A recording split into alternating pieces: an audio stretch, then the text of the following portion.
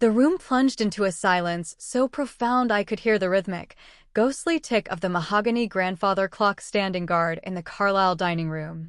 20 years of Navy discipline had conditioned me to recognize the weight of true silence, not just the absence of noise, but the heavy, pressurized kind that tactily presses against your skin, signaling a fundamental shift in the atmosphere. My fiancé's wine glass froze midair, the deep red vintage shimmering under the chandelier. His younger brother, Julian, stared at me with an expression usually reserved for someone who had just stood up and begun reciting classified state secrets over the appetizers. Across the expanse of the polished table, Eleanor Carlisle, the matriarch of a dynasty that measured time in generations rather than years, slowly lowered her fork onto her fine bone china. She did it with a surgical precision that only women born into old money seemed to possess. And Ethan? Ethan looked at me the way a man looks at a locked door he was absolutely certain would swing open at his touch. Only moments earlier, he had leaned toward Julian with that practiced, smug little half-smile and murmured in a low, conspiratorial tone, non-intelligent, tantum redet et annuit. She has no clue, she just smiles and nods. The table had erupted into soft, self-satisfied chuckles. I had remained perfectly composed, offering a polite, vacant smile. Then I lifted my crystal glass, locked my eyes onto Ethan's, and replied in the same measured, flawless Latin that my favorite Georgetown professor once claimed was more precise than his own. Intelligus satis, etiam superbium tuum. I understand enough, including your arrogance. That was the exact moment the Carlisle family froze into a tableau of stunned disbelief. It was also the moment I finally realized, with the clarity of a tactical briefing, that I was never going to marry Ethan Carlisle. Only 3 hours earlier, I had been driving toward what I believed was my future. The late October sun was dipping low, casting long, amber streaks across Route 50 as I headed toward Annapolis. Through the thinning trees, the Chesapeake Bay flashed like shards of jagged silver. Maryland always looked its most dignified in the autumn, draped in hues of copper and gold, as if the landscape itself understood the weight of its own history. As I drove, Ethan's name lit up my dashboard twice. Mom's gone overboard as usual. Just smile and survive, the first text read. Followed shortly by, don't let Julian bait you. He thinks he's Cicero reincarnated. I had smiled at the messages then, interpreting them as affectionate warnings from a man protecting his partner. I should have known better. Ethan and I had been engaged for 6 months. We met 3 years ago at a high-level policy conference in Arlington. I had been a guest speaker on strategic intelligence reform, and he was moderating a panel on constitutional litigation. He was handsome in that quintessentially polished Georgetown way, tailored suits, expensive watches, and dark blonde hair that was always styled to look just imperfect enough to seem accidental. He possessed a lightning-fast wit and the kind of unwavering confidence that led people to mistake charisma for depth. At 45, he had never been married. His inner circle described him as discerning. When we first began dating, he told everyone I was the most fascinating woman he had ever encountered. I believed him. That was my first mistake. I'm Claire Bennett, 42 years old. A retired Navy intelligence officer currently teaching strategic military history at St. John's College. Officially, my 19-year career was spent specializing in linguistic analysis and operational coordination. Unofficially, there are still chapters of my life I am legally barred from discussing. When people hear Navy intelligence, they often envision sterile, fluorescent offices and secure conference calls. Sometimes, that was the reality. But more often, it wasn't. What mattered was the skill set. The work had taught me to read people the way other women read novels. And yet, somehow, with Ethan, I had completely missed the ending. The Carlisle estate sat on 17 waterfront acres just on the outskirts of town. It featured towering white columns, immaculate hedges, and a gravel driveway that didn't just crunch, it whispered beneath your tires. It was the kind of house specifically designed to remind every visitor that they were, first and foremost, a guest. I parked my car beside Ethan's silver Mercedes and took a final look at my reflection in the rearview mirror. I had chosen a simple navy sheath dress, pearl earrings, and had pinned my hair back into a neat, professional bun. Composed. The woman looking back at me had survived deployments in Kabul, diplomatic friction in Brussels, and a harrowing 3 weeks in a Romanian safe house during a severe security breach. I told myself I could surely survive a formal dinner with my future in-laws. Ethan opened the front door before I could even reach for the knocker. "There she is," he said, leaning in to kiss my cheek. He smelled of cedarwood and expensive, aged bourbon. "You look tense." "I'm fine," I replied. He studied me for a fraction of a second, his eyes scanning my face like a document. "You know my mother can smell anxiety from a mile away." I laughed softly, stepping into the foyer. "Good thing I don't have any." He smiled, but the warmth didn't quite reach his eyes. Inside, the house glowed with the amber light of old money comfort. Oil paintings of stern ancestors, polished brass sconces, and Persian rugs softened by generations of footsteps. Everything was immaculate. Everything was curated. Eleanor Carlyle greeted me with a frost-covered elegance. "Claire, that's a lovely dress." "Not, you look lovely." The dress was doing the work. Richard Carlyle appeared moments later. Despite being 74, he remained broad-shouldered and imposing. His handshake was warm and direct. "Good to see you again, Claire." He was the only member of the family who ever looked people squarely in the eye. Then came Julian. 40, smug, recently divorced, and still firmly convinced that his prep school rowing victories qualified as major adult accomplishments. "Well," Julian said, kissing the air near my cheek. "Our mystery woman returns." I maintained my smile. "Still mysterious after all this time?" "Some women improve with a bit of ambiguity," he replied. Ethan chuckled. Everyone chuckled. I smiled politely, a phrase that would eventually come to define the entire evening. Cocktails were served in the library, a room filled with first editions and leather-bound history. Julian and Ethan drifted naturally into Latin, tossing phrases back and forth like they were playing a casual game of tennis. It didn't surprise me. Elite East Coast boys often collect dead languages the way Texas oilmen collect hunting rifles as display pieces. Julian quoted a line from Horace, butchering the meter. Ethan corrected him. I said nothing. At one point, Richard glanced at me with a spark of curiosity, but I merely sipped my drink. I let them perform. Dinner was served at 8 o'clock sharp. The dining room offered a view of the bay, where the moonlight was busy silvering the black water beyond the tall windows. Eleanor had strategically seated me between Ethan and Richard. The conversation stayed safely in the shallows: politics, university endowments, local historical preservation. Then, Julian brought up the necessity of a classical education. Ethan smirked, and in a voice low enough to seem private but loud enough for everyone to hear, he dropped the insult in Latin. Non intelligus. Quantum id est annua. The soft laughter that followed was the catalyst. I slowly rotated my wine glass between my fingers. For one surreal second, I was 20 years old again, sitting in a Georgetown lecture hall. I could see Professor Moretti pacing before the chalkboard, insisting that language was never just about words. It was about power. Who assumes understanding? Who withholds it? Who reveals it? So, I lifted my gaze to Ethan and delivered my rebuttal. Intelligo satis idiom superbium tuum. The silence that followed was exquisite in its purity. In Ethan's face, I saw something finally crack. It wasn't embarrassment, it was recognition. For the first time since we met, he realized he had absolutely no idea who I actually was. The silence lasted only seconds, but in a house like the Carlyles, where every pause is heavy with generations of practiced meaning, a few seconds can feel like a life sentence. Ethan was the first to recover. He laughed, too quickly, too loudly. "Well," he said, clearing his throat.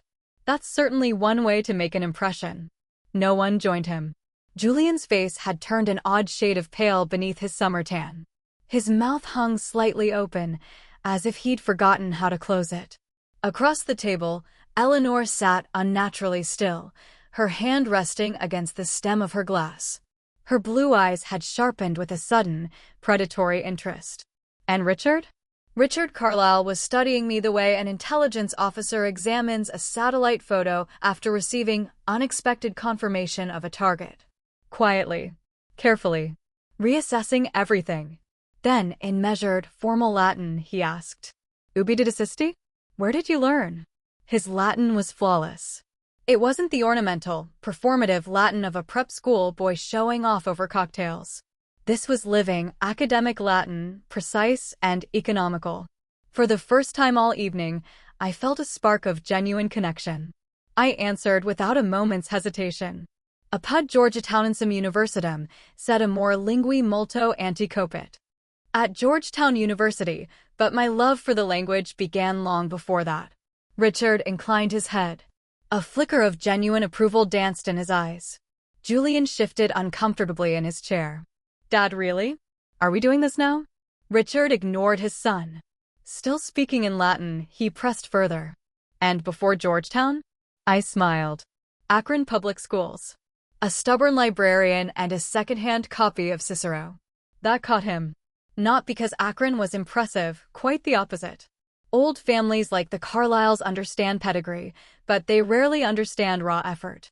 "A cell-made classicist," Richard remarked, finally smiling. I responded with a quote from Cicero himself. "Nescire autem quid annequam natus sis accideret est semper esse purum." To be ignorant of what occurred before you were born is to remain forever a child. A small, sharp sound escaped Eleanor. It wasn't a laugh, it was a realization. She knew enough Latin to understand the weight of the quote. More importantly, she understood that I had one. Not through cruelty or theater, but simply by being exactly who I had always been.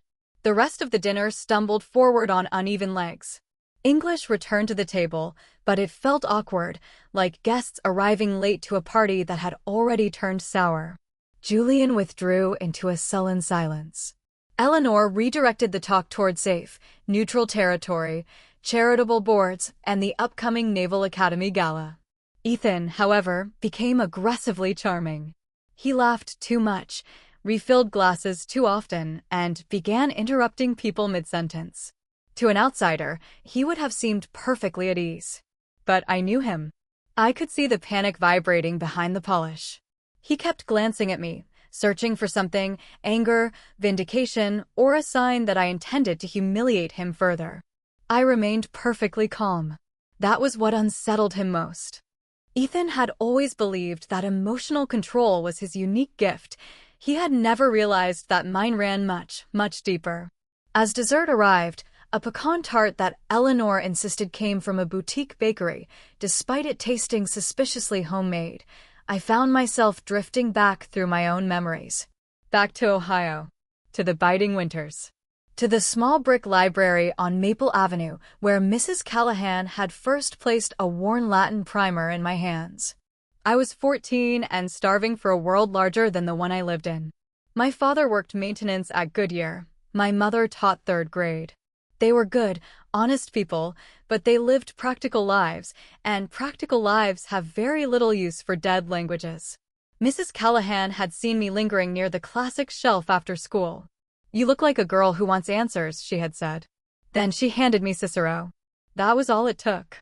Language became my escape, then my discipline, and finally my identity. At Georgetown, my professors assumed I came from some elite East Coast boarding school because my Latin was stronger than their best students. I never corrected them. People reveal their true selves through their assumptions. That was the lesson that served me best in naval intelligence. And eventually, it was the lesson that brought me to Ethan. After dessert, Eleanor suggested we move to the library for coffee. The group shifted with visible relief. This was safe ground. Bookshelves, leather wingback chairs, and inherited authority. The Carlyles were much more comfortable in libraries than they were at dining tables where they had just suffered a social defeat. As we settled near the fireplace, Richard approached me quietly. "Walk with me a moment, Claire." I saw Ethan stiffen out of the corner of my eye. Richard noticed it, too, but said nothing. We stepped into the hallway where the low amber light softened the oil portraits of the Carlyle men. For a long moment, we walked in silence. Then, Richard spoke. "You spent significant time in government service. It wasn't a question. I met his gaze directly. Yes. He nodded once, a slow, deliberate movement. I served in naval intelligence from 1973 to 1981. That caught me off guard. He gave a faint, knowing smile. You carry it the same way I do. Years of classified work train your posture differently than civilian life ever could. Alertness settles into your very bones. Most people never notice. My son. He doesn't know who he's actually engaged to, does he? The raw honesty of the question stripped away the evening's pretenses. I could have deflected, but I chose the truth. No, I don't believe he does. Richard was quiet for a long time. He looked at a portrait of his own father, then sighed. That may be my greatest failure as a father. Those words unsettled me far more than Ethan's earlier insult. For the first time all evening, someone in that house had spoken without a script. It made me wonder if I had spent the last 3 years focused on the wrong Carlisle. Richard's confession followed me even after we returned to the library. Ethan's public persona had been fully restored by then. He sat by the fire, one leg crossed over his knee, smiling as Julian recounted a disastrous sailing story from Newport. Ethan looked up as I entered, his smile widening by a fraction. It was a look of ownership disguised as affection. There she is, he said. I sat beside him, and he immediately placed a proprietary hand on the small of my back. To anyone else, it looked like intimacy. To me, it felt like positioning. I realized then how often he did this, at conferences, at faculty receptions, at dinners. That subtle, guiding pressure, as if he were helping me navigate rooms that were far less dangerous than the ones I had navigated alone in my previous life. I had mistaken it for tenderness. But tenderness doesn't steer, it studies. The evening finally drew to a close around 10:30. Eleanor kissed my cheek with a measured, robotic grace. Drive safely, Claire. Julian avoided eye contact entirely. Richard shook my hand and held it for an extra second, a soldier's handshake. Respect offered without the need for a performance. Ethan walked me to my car under a canopy of sharp, autumn stars. The gravel crunched loudly in the quiet night. For a moment, neither of us spoke. Then, he let out a short, forced laugh. Well, that was certainly dramatic. I turned to face him. The porch light cast harsh, unforgiving lines across his face. Was it? Oh, come on, Claire. He smiled, but I could see the tension pinching the corners of his mouth. You blindsided everyone tonight. I simply answered a sentence spoken about me at my own dinner table. His expression darkened. It was a joke. Was it? That clearly irritated him. It wasn't the question. It was the calmness with which I delivered it. Ethan was a man who thrived against visible emotion. He could charm anger, he could soothe tears, and he could out-argue frustration. But stillness? Stillness terrified him.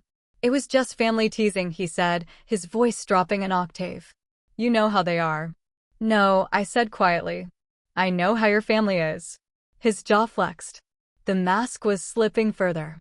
He stepped closer, trying to use his height to reclaim the space. You embarrass me tonight, Claire. I let that statement hang in the air between us. He didn't say, I'm sorry I hurt you. He didn't say, I didn't realize Julian would be so offensive. He said, you embarrassed me. That seems to be the part that's upsetting you the most, I noted. His eyes hardened. You're being overly sensitive. I almost smiled. There is a specific set of phrases men use when they feel power slipping through their fingers. You're overreacting. You misunderstood. You're being too emotional. They are all variations of the same plea. Please return to the smaller, more manageable version of yourself that I was comfortable with. Years ago in Brussels, a senior NATO liaison had tried the same tactic after he underestimated my tactical recommendations. He dismissed my analysis as perhaps overly intuitive. 3 weeks later, my assessment prevented a catastrophic intelligence leak. He apologized in private not because he'd changed, but because reality had backed him into a corner. Ethan wasn't there yet. I'm tired, Ethan, I said. His expression softened instantly. He mistook my fatigue for surrender. He leaned in and kissed my forehead. That's all this is. A long week, too much tension. We're good. I nodded once, my face unreadable. Good night, Ethan. See you Wednesday?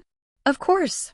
That was his final mistake of the night, assuming that a calm agreement was the same thing as restored harmony. I drove back to Annapolis with the radio off, the Chesapeake gleaming to my right. When I reached my townhouse, I didn't turn on the lights. I poured a small bourbon and sat in the dark living room, watching the moonlight catch the diamond on my finger. One by one, the memories I had suppressed began to surface. Ethan correcting my pronunciation of a French wine I had actually ordered in Paris. Ethan interrupting my lectures to clarify context for guests. Ethan joking to his friends that I was brilliant but socially feral. The pattern was complete. And in my line of work, once a pattern is identified, action follows. I removed the ring. I didn't throw it. I didn't cry. I simply held it in my palm for a moment before slipping it into my purse. It was a closed file. I slept deeply that night, the kind of sleep that only comes with absolute certainty. When I woke before dawn, I knew my future had shifted. I just hadn't decided how to tell Ethan. The following week unfolded with an almost insulting normalcy. I taught my classes, I graded essays on Clausewitz and strategic restraint, and I walked the brick paths of St. John's. Every morning, I woke with the same calm knowledge. I was not going to marry him. On Wednesday, Ethan called. His voice was bright, restored to its usual high-gloss finish. Good news, Claire. Mother insisted we move the engagement party up. I paused, rosemary sprigs in hand. The party was scheduled for December. Why the change? She thinks momentum matters. You know how she is. Appearances first. And when is this momentum happening? Saturday. Georgetown Club. Black tie. It's going to be perfect. Everyone important will be there. Asterisk everyone important. Asterisk not everyone loved. Not everyone close. Just asterisk important. That's only 3 days away, Ethan. That's a bit sudden, don't you think? He laughed that easy, practiced laugh. Oh, Claire, don't do that. Do what? Notice the seams. Just show up and let yourself be adored. My mother is handling every single detail. You don't have to lift a finger. Asterisk smile and nod. Asterisk the phrase echoed in my mind. Of course, I said. Wonderful. I'll pick you up at 7 o'clock sharp.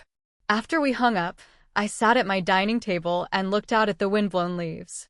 I could have ended it then. It would have been the civilized thing to do.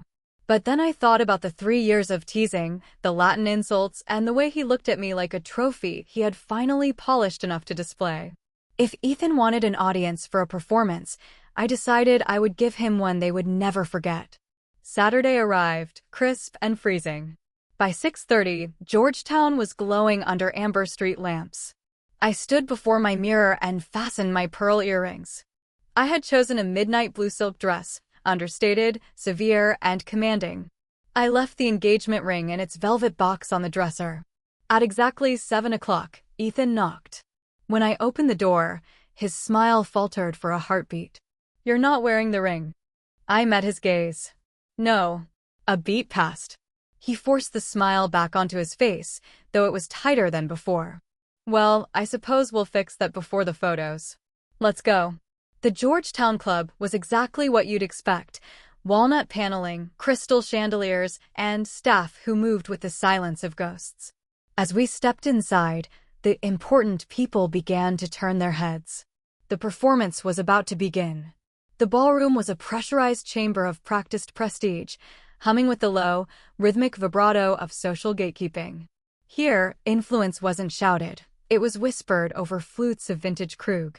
There were federal judges with silvered hair, lobbyists whose smiles never reached their eyes, and retired admirals carrying the invisible weight of past commands. Women draped in silk and heritage diamonds discussed philanthropic foundations they only half remembered funding, while men who had long since left the corridors of power still introduced themselves by titles they had held 20 years ago. This was the Carlyle world, a meticulously curated ecosystem of optics. And tonight, I was the intended acquisition, the final piece of the exhibit. Eleanor greeted us near the entrance, her movements fluid and rehearsed.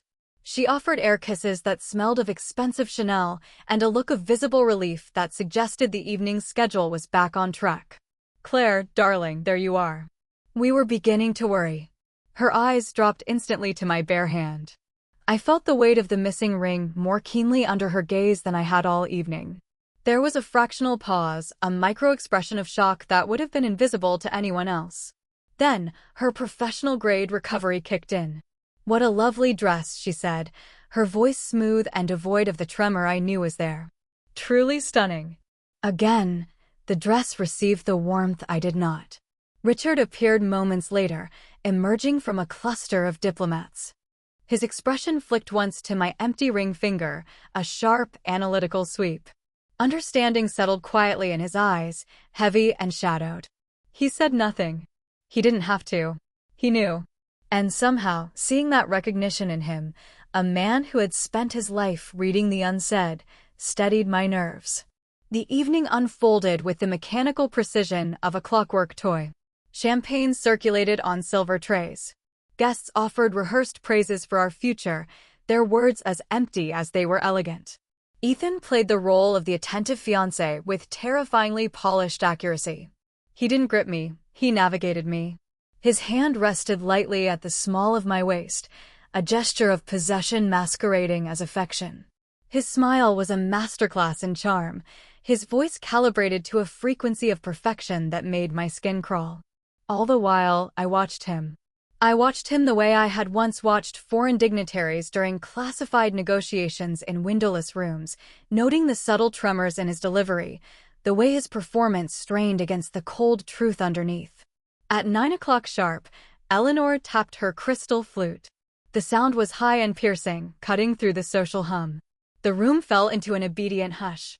She beamed toward her son, her pride as curated as the guest list. "Our son would like to say a few words." A polite ripple of applause followed Ethan as he stepped onto the low platform near the grand piano. He looked every bit the scion of a dynasty, perfect posture, perfect confidence. He lifted his glass, the light catching the bubbles in the gold liquid. "Thank you all for joining us tonight to celebrate this extraordinary woman." The crowd offered indulgent smiles. He looked directly at me, and that was when I saw it. That glint. The same predatory spark he'd shown at dinner before weaponizing Latin. This wasn't a toast, it was a dissection. Performance sharpened by a quiet, casual cruelty. "My Claire," he began warmly, his voice projecting to the back of the room, "remains the most mysterious person I've ever known." A few people chuckled. Polite, appreciative laughter.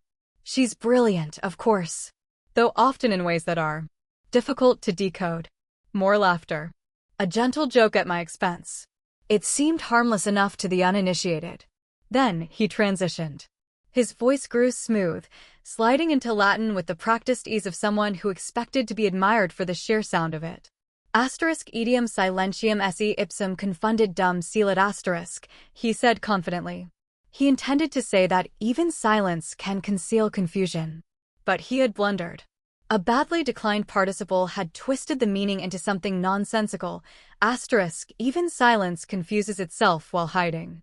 The room, filled with people who favored the aesthetic of intellect over its substance, didn't notice. They waited for the translation they assumed would follow. But I noticed. And Richard noticed. For one suspended second, the ballroom felt like it had run out of air. Richard's eyes met mine from across the room. He gave the slightest, almost imperceptible nod. It wasn't a warning. It was permission. Perhaps it was an acknowledgement that the farce had gone on long enough. I didn't hesitate. Before Ethan could continue his polished lie, I stepped forward. My voice was clear and elegant, cutting through the stillness with the precision of a scalpel. "You've declined the participle incorrectly." A collective gasp fluttered through the crowd, a soft rustle of silk and sudden intake of breath. Ethan froze. The mask didn't slip so much as it shattered. I continued, speaking in a flawless, lyrical Latin that had been honed by years of study and a lifetime of discipline. Si cos feminam palam vituperare volt, accuratio pratus star. I paused, letting the ancient language hang in the air like smoke. Then I provided the translation for those who needed it. If one wishes to insult a woman publicly, precision helps. A few guests let out nervous, jagged laughs. Then Richard laughed, a deep, genuine sound that cracked the room wide open. The sound of his father's laughter was the final blow. Ethan's perfect evening began to collapse in slow motion. For half a second, the social machinery of Washington stood still. This was the kind of moment these people secretly lived for. Not the charity galas or the policy dinners, but the rupture. They craved the instant where polished certainty breaks open to reveal whatever trembling truth has been hiding beneath the facade. And there, under the crystal chandeliers of the Georgetown Club, Ethan Carlyle was trembling. His smile remained pinned to his face, but it had become mechanical, hollow, like a light left burning in an empty house after the owners have fled. He looked at me as though he were seeing a stranger. Not because I had corrected his Latin, but because I had done it with a calm, surgical lack of anger. I hadn't asked for permission, and I hadn't offered an apology. The crowd shifted uneasily. Their instincts were warring. One half wanted to pretend nothing had happened to maintain the status quo, while the other half wanted front-row seats to the wreckage. Washington is a city of spectators who masquerade as players. Ethan recovered too quickly. It had always been his gift, the ability to pivot. He laughed and spread his hands, trying to reclaim the narrative. "Well," he said, his voice brittle at the edges, "there you have it. Proof I should never attempt the classics in front of Claire." Scattered, relieved laughter answered him. The room was offering him an escape, a way to reframe this as charming banter. For a fleeting moment, I considered letting him have it. I could have ended things quietly the next morning. No scene. No public reckoning. It would have been the kind thing to do. But then he looked at me and doubled down on the condescension. "That's what makes you so fascinating, Claire. Brilliant, inscrutable, occasionally difficult to keep up with socially, but intellectually impossible to fault." The laughter that followed was soft and encouraging. And there it was, the move he had always made. He was dressing down his cruelty as sophistication. He was mocking me while wrapping it in the guise of affection, inviting the room to join him in viewing me as a difficult but impressive specimen. I realized then that if I walked away quietly, he would spend the rest of his life telling this story as evidence of my coldness. He would make himself the victim of my impossible standards. And people would believe him, not because he was right, but because he was practiced. So I smiled. I stepped fully onto the platform beside him. The room went dead silent again. Ethan's expression flickered. Fear, a real, sharp fear, touched his eyes. He hadn't expected me to move. I reached out and took the microphone gently from his hand. He let go because to refuse would have looked like a struggle, and Ethan Carlyle never struggled. I turned to the crowd. 200 of the most powerful faces in the city were watching.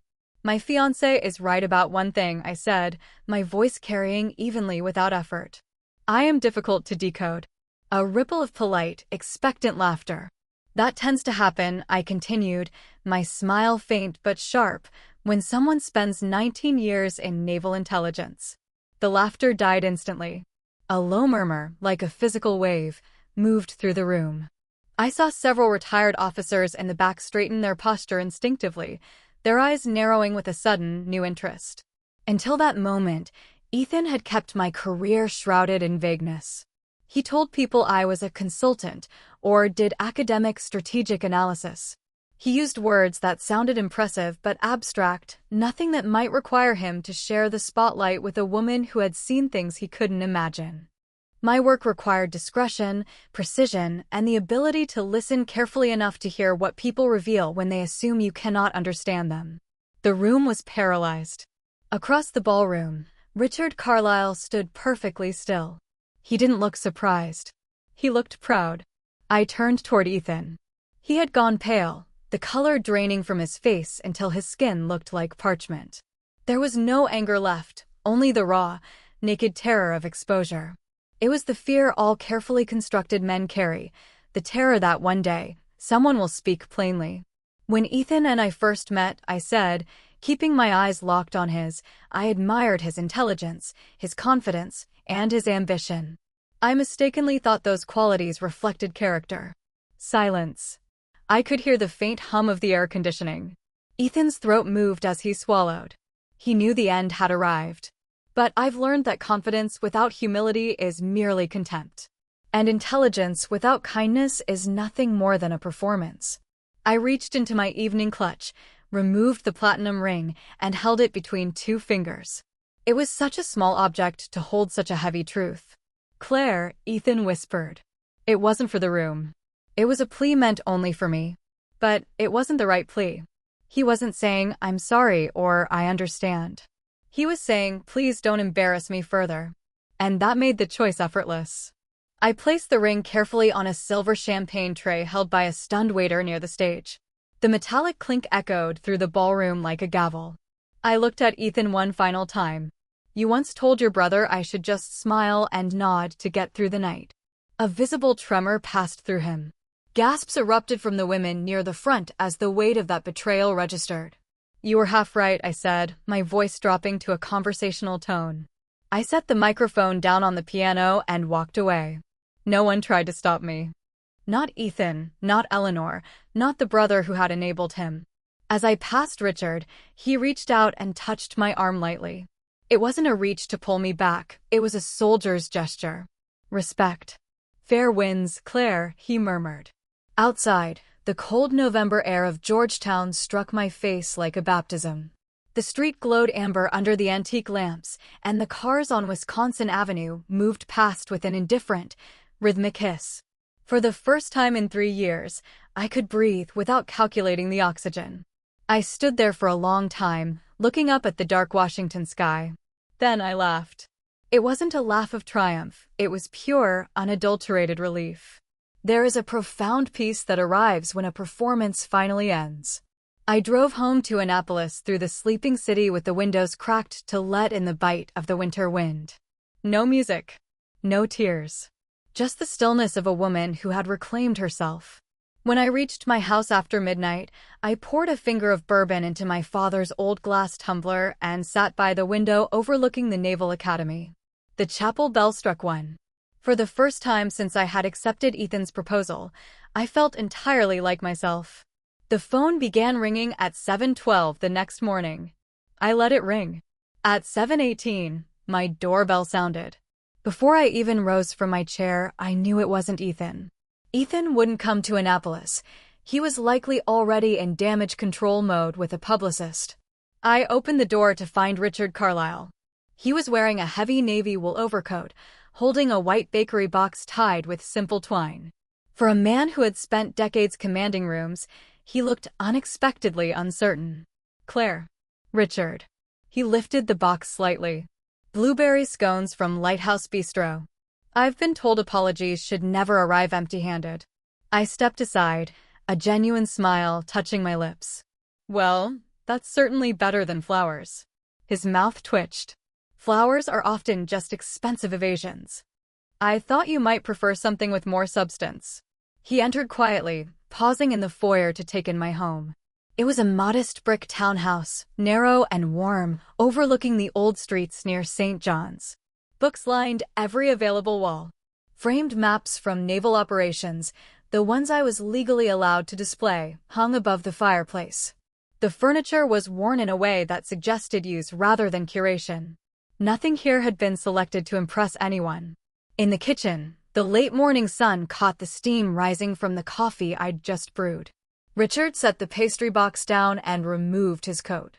For a while, we moved through the familiar choreography of civility, pouring coffee, setting plates, making small observations about the traffic on Route 50. Older people understand this dance.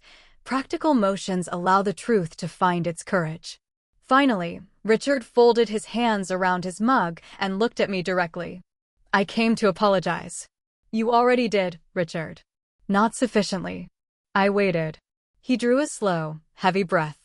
"I spent years teaching Ethan how to succeed. Schools, connections, discipline, presentation. I taught him how to win." His mouth tightened. "I neglected to teach him humility because I assumed life would do it for me. That was my failure as a father." The honesty of it was more powerful than any rehearsed apology. There was no self-protection in his tone. "That's rare," I said, leaning back. Most parents in your position would be making excuses for him. He gave me a tired smile. At 74, one grows too old for decorative lies. He told me Ethan had been at the estate at dawn. He looked like he hadn't slept, Richard said. He asked me if I thought you had overreacted. I almost laughed. And what did you tell him? Richard's eyes held mine. I told him no woman with your bearing overreacts. She observes. Then she acts once she is certain. The words landed deeper than I expected. Recognition is the rarest form of respect. Was he angry? I asked. At first. Then defensive. Then ashamed. Richard set his cup down. Eventually, he cried. He hasn't cried since he was 14 years old. What changed?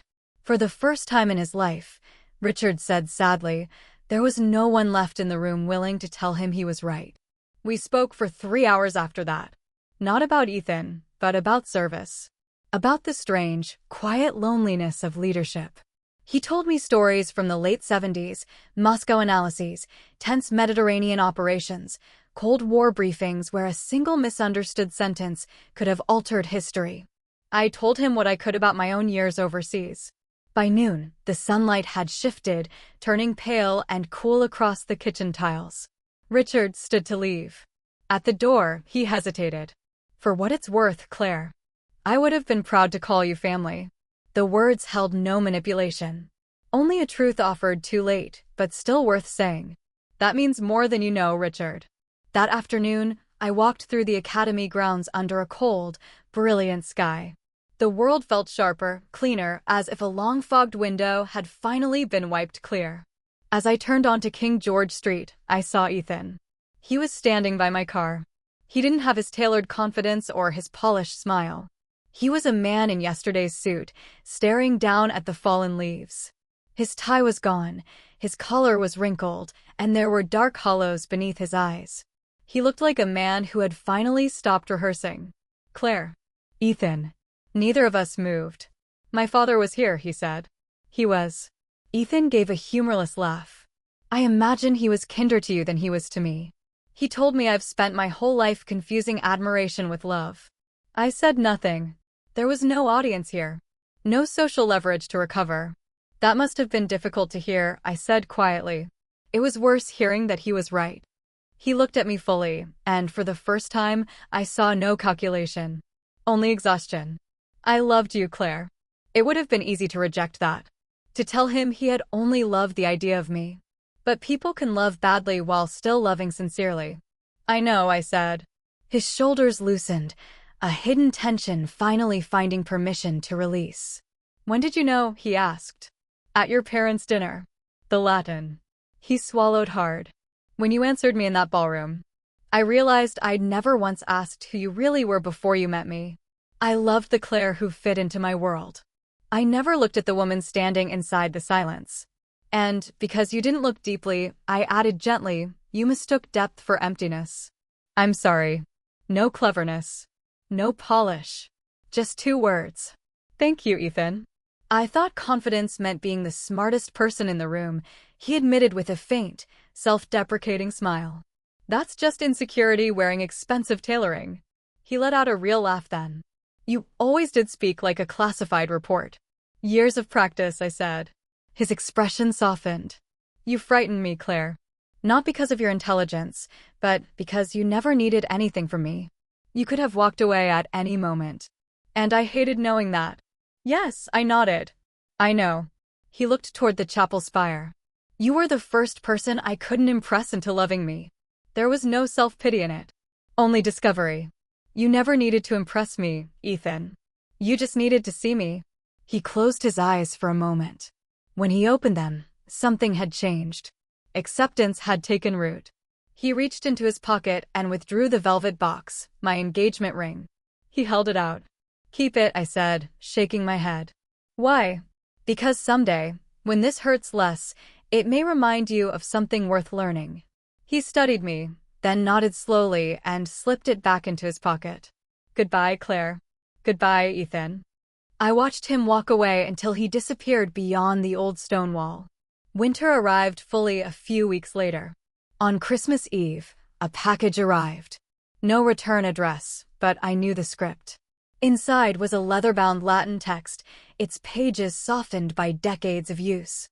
Richard's naval annotations filled the margins in neat blue ink.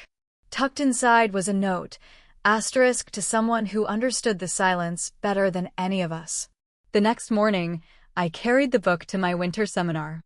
A student stumbled over a translation from Cicero, frowning at the page. I leaned down and gently corrected his declension. Outside, snow began to drift across the brick paths of Annapolis. Quiet, patient, falling without hurry. I thought about all the ways life humbles us into becoming ourselves. Sometimes through loss, sometimes through love, and sometimes through a single sentence spoken carelessly across a dinner table. Understanding arrives quietly. We just have to make room for it. I opened Richard's book and began the lesson.